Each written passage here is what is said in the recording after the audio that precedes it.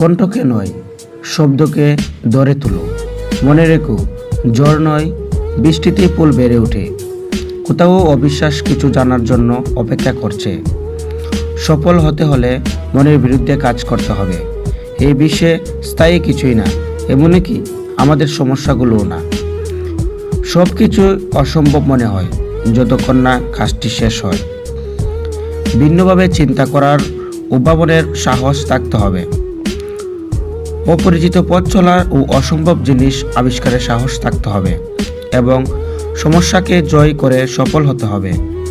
এ সকল মহাগুণের দ্বারা তরুণদের চালিত হতে হবে।